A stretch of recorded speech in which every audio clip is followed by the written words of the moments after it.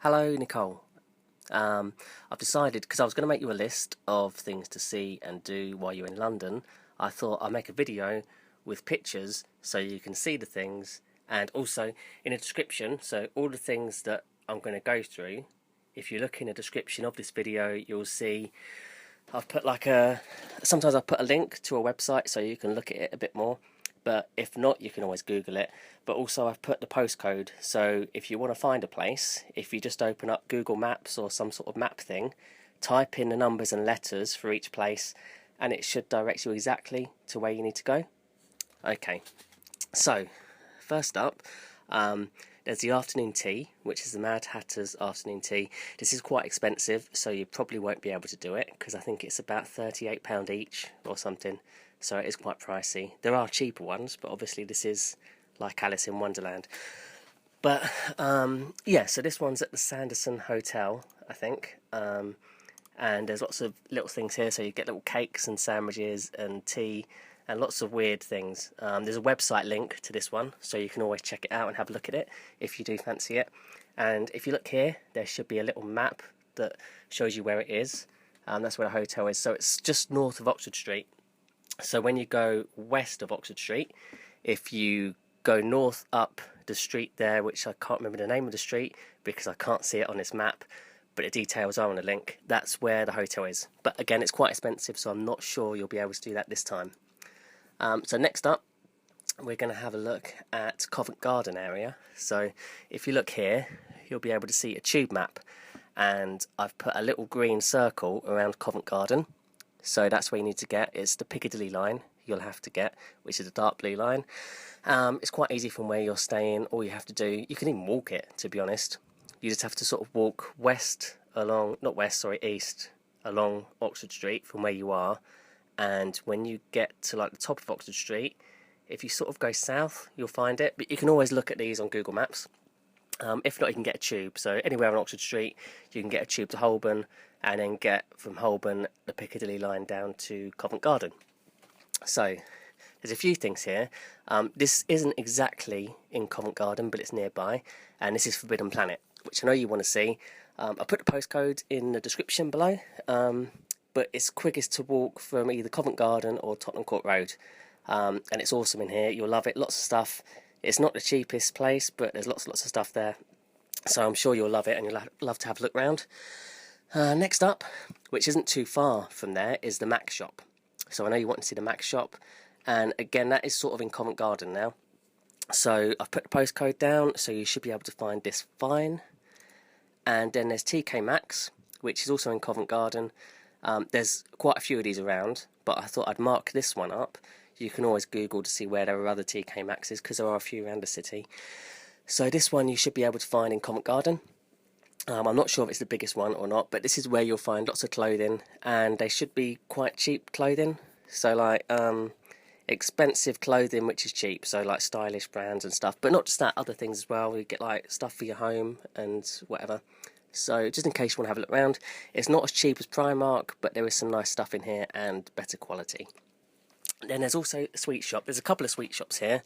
There's another one called Cyber Candy, which has like more American sweets, but this one is Hardy's sweet shop, which should have classic sort of British sweets and stuff like that in there. It's probably not going to be that cheap, and it's still good though. So yeah, check it out if you want to check out, get some sweets. There'll probably be some licorice in there, different types of chocolate bars and stuff. But if it's common sweets, you can probably get it cheaper from a supermarket. Next up is Choccywoccydoodah. So this is the big sort of chocolate place. Now this is more near Soho than Covent Garden. So Choccywoccydoodah, there should be a description and a website link for this one. This is really expensive in here, but they have got amazing chocolate, and they make chocolate things like in this picture here. I think a lot of that is actually chocolate, and it's things that they make. They make wedding cakes and all sorts, but it is very expensive, but it's amazing in there. So as you're walking sort of around Soho towards Piccadilly area, this is right in the middle of Piccadilly Circus, is Ripleys Believe It or Not. So this is that big museum where they have lots of weird things and strange things. I'm not sure if you'll like it, but there's stuff to play on. There's some spooky, scary, horrible looking things in there, but there's also some funny things and some really entertaining stuff to do inside. It can be a bit pricey, but you can often get deals where it's 2-for-1 tickets and things like that, so you have to look around, and you may be able to get a cheap ticket to go into here. So that's sort of like Covent Garden, Soho, Piccadilly sort of area. So now we're going to have a look at Liverpool Street, which is where there's a few things. I mean, there's not lots here, but there's a couple of different things you probably wouldn't usually think to look at in London, or to look for in London. So to get there, you want to get on the Circle line, ideally. Oh, actually, no, you can go on the... Oh, yeah, you can go straight from where you are. So if you're near Marble Arch, you can get a tube straight along if you take the Central line, which is the red one, and that'll take you straight to Liverpool Street. So here, as you can see also, I've put a little green ring around this one. So this is where Spitalfields is. Spitalfields is a short walk from the station, about 5 minutes at the most. There's a link below, so you can see there's different markets on different days. So there could be anything on here. It could be classic stuff, old stuff. It could be foreign stuff. It could be a food market. There could be anything on. So it's worth Googling to see what is going to be on if you do fancy going. But it's just a nice market, and there's lots of little shops around as well which sell weird, quirky things that you probably wouldn't usually see. And also, sort of around Spitalfields is this, which is the pancake place. It's Crepe Affair.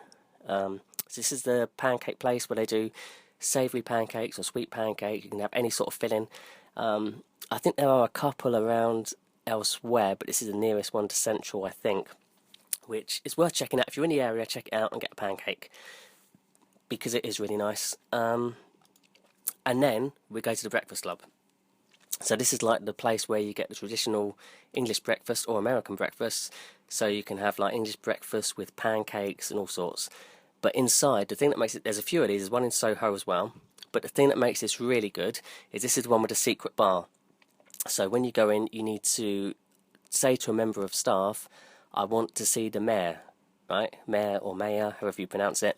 And they will sort of say, oh, hold on, if they like you, they will sort of tell you they'll be back in a moment. And then when it's all clear, they will take you to a fridge.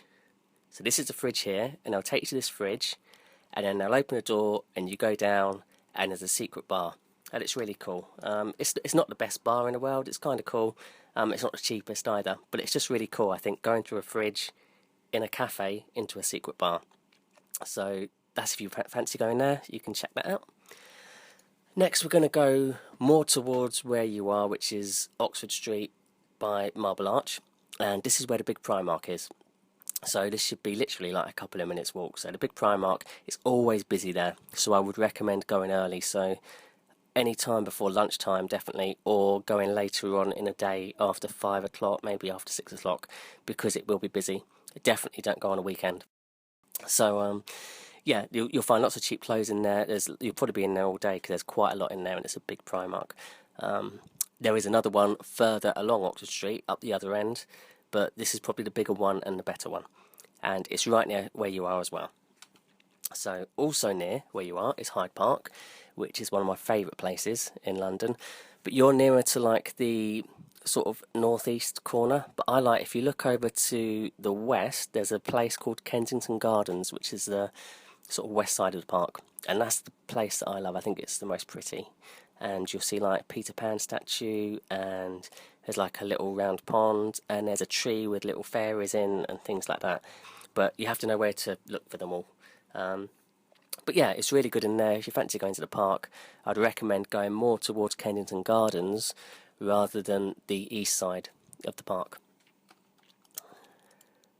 So also in Kensington, or around that area, is where the roof gardens are, Kensington Roof Gardens. So you'll probably have to get off at South Kensington to get here, or Kensington High Street. Do you know what, I haven't even checked what stop you need to get off to get here. But I think, is it South Kensington? It must be South Ken.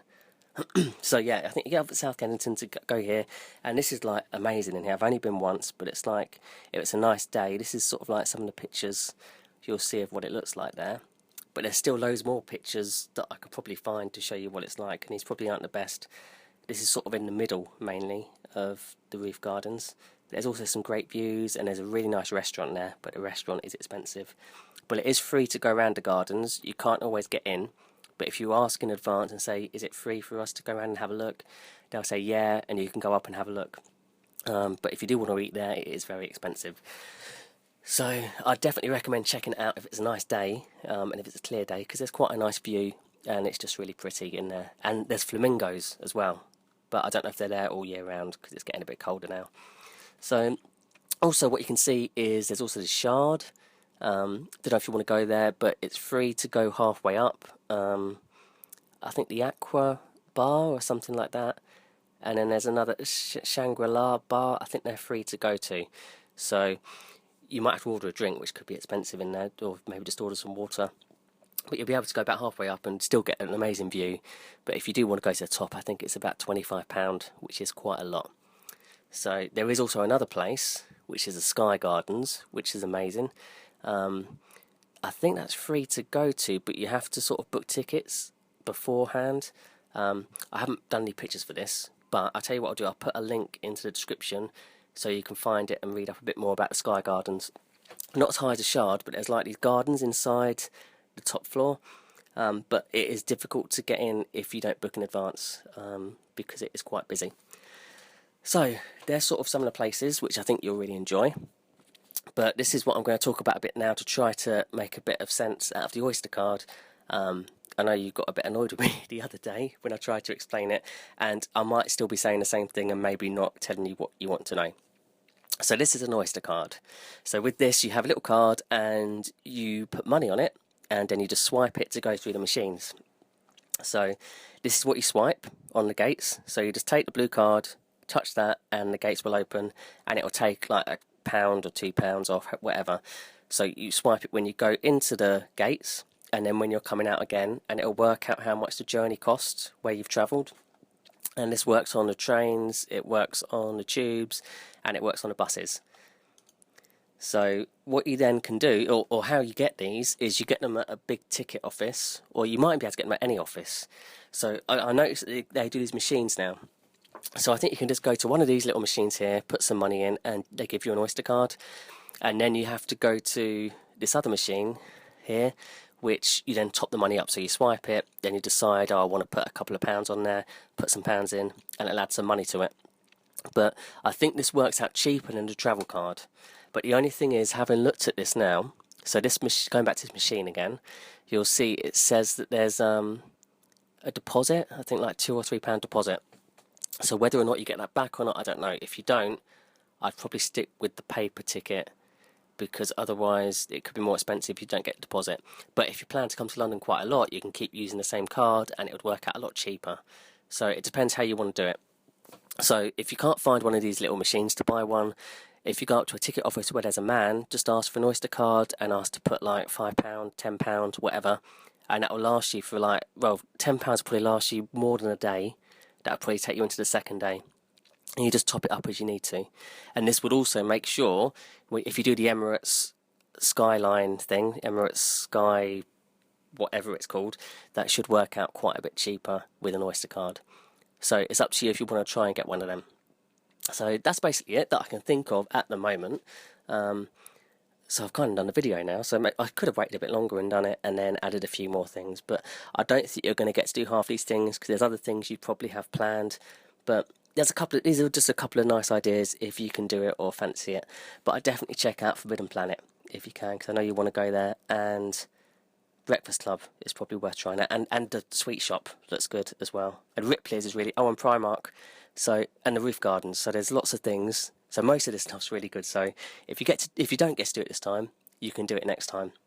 But yeah, hopefully this will be a bit of a guide that will help you know where to go and give you a better idea of what some of these things are. And if there's not enough information here in this video, just Google it and find out a bit more about it. So I hope this has been some help.